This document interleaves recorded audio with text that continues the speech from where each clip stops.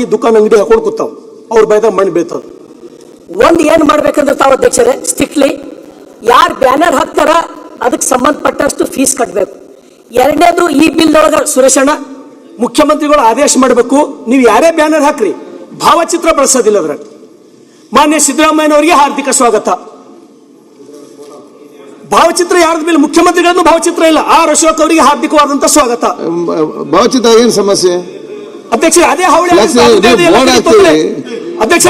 ನಾನ್ ನಿಮ್ ಮಂಗಳೂರ್ದಾಗ ಎಷ್ಟೋ ಸಲ ಬಂದಾಗ ನೋಡಿ ನಾನ್ ಹೇಳ್ತೀನಿ ಅಧ್ಯಕ್ಷರೇ, ಇದು ಹಾವಳಿ ತಪ್ಪಬೇಕು, ಕಿರಿಕಿರಿ ತಪ್ಪಬೇಕು ಅಂದ್ರೆ ಭಾವಚಿತ್ರ ಬಳಸಬಾರ್ದು ಅಂತ ಹೇಳಿ ಆದೇಶ ಮಾಡ್ರಿ.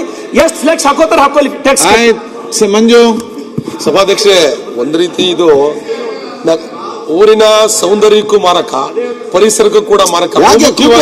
ಸಭಾಧ್ಯಕ್ಷೆ, ಬಹುಮುಖ್ಯವಾಗಿ ಈ ಫ್ಲೆಕ್ಸ್ ಗಳನ್ನ ಹಾಕೋದೆಲ್ಲಿ ಅಂತ ಹೇಳಿದ್ರೆ ಈ ಸರ್ಕಲ್ ಅಲ್ಲಿ ಕರೆಕ್ಟ್ ಆಗಿ ಅವ್ರಿಗೆ ಕರೆಕ್ಟ್ ಆಗಿ ಜಾಗದಲ್ಲಿ ಕಾಣಬೇಕು ಆಗ್ತಾರೆ. ನೀವೆಲ್ಲರೂ ಸರ್ಕಲ್ ಬಂದ್ಬಿಟ್ಟು ವೆಹಿಕಲ್ ನ ಟರ್ನಿಂಗ್ ತಗೊಂಡು ಹಿಂಗ್ ಹೋಗ್ಬೇಕು ಅಂತ ಹೇಳಿದ್ರೆ ಅಲ್ಲಿ ಯಾವ ವೆಹಿಕಲ್ ಬರ್ತದೆ ಆ ವೆಹಿಕಲ್ ಕಾಣಲ್ಲ.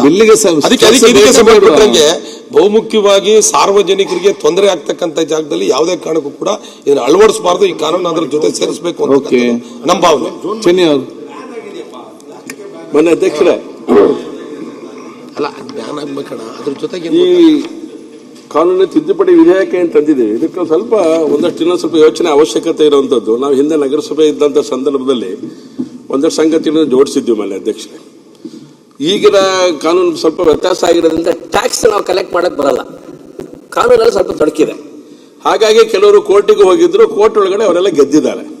ಟ್ಯಾಕ್ಸ್ ನಗರ ಪಾಲಿಕೆ ಸಂಗ್ರಹ ಮಾಡ್ಲಿಕ್ಕೆ ಬರಲ್ಲ. ಬದಲಾಗಿ ಯಾವ ರೀತಿಯ ಹಣವನ್ನ ನಗರ ಪಾಲಿಕೆಗೆ ಆದಾಯ ಆಗುವಾಗ ಹೇಗೆ ಯೋಚನೆ ಮಾಡಬಹುದು ಅನ್ನೋದ್ರ ಬಗ್ಗೆ ಸ್ವಲ್ಪ ಬೆಳಕು ಚೆಲ್ಲುವಂಥದ್ದು ಬಹಳ ಅಗತ್ಯ ಇದೆ ಈ ಬಿಲ್ಲಲ್ಲಿ. ಯಾಕಂದ್ರೆ ನಗರಸಭೆ ನಗರ ಪಾಲಿಕೆಗಳು ಕೂಡ ಇವತ್ತು ಸ್ಥಳೀಯ ಸಂಸ್ಥೆಗಳು ಬೈಲಾ ಮಾಡ್ಕೊಳ್ಳದೆ ಇರುವಂತದ್ದು ಕೂಡ ಇದರೊಳಗಡೆ ಎಲ್ಲ ಒಂದ್ ಕಡೆಗೆ ನಮಗೆ ಅದ್ರ ಮೇಲೆ ಟ್ಯಾಕ್ಸ್ ಹಾಕುವಂಥದ್ದು, ಹಣ ಸಂಗ್ರಹ ಮಾಡ್ಕೊಳ್ಳುವಂಥದ್ದು ತೊಂದರೆ ಆಗ್ತಾ ಇದೆ. ಹಾಗಾಗಿ